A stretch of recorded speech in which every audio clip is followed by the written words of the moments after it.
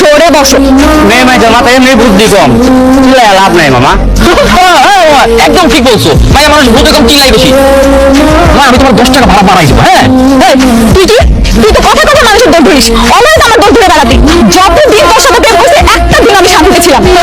আর আমি তো ব্যস্ত ছিলাম তোর সাথে রিলেশনশিপের 2টা বছর। এই 2টা বছর আমার জীবন প্রত্যাশাত হয়ে গেছিল। আমি প্রতিদিন সুইসাইড করতে চাইছিলাম। আমার তো আমার বহুত পছন্দ। একদম চুপ থাক, মুখ সামলে কথা বল। একটা খবর আছে। আপনি কে কার খবর করবে সেটা তো দেখবো। তুই আমার কি খবর করবি রে? হ্যাঁ তুই নাকি আমার খবর করবি? হ্যাঁ তোর খবর আমি করতে চাই। না ঝগড়া করেন আপনারা, জানেন দেখ আমি এমনি আপনার ইসে যাবো না, যে কথা বলছেন। Smile please. হ্যাঁ স্মাইল। হ্যাঁ এই কি আপনি আমাকে ছবি তুলছেন কেন? আগে তো এই কি সমস্যা তোমার? এখানে কেন? কেন সেটা আপনার না জানলে হবে। এই যে ছেলেটা আপনার পাশে বসে আছে না, আপনার বর্তমান বয়ফ্রেন্ড। সে কদিন আগে আপনার এক্স বয়ফ্রেন্ড ছিল, তাই না মিস্টার এক্স বাবু? কিসের এক্স?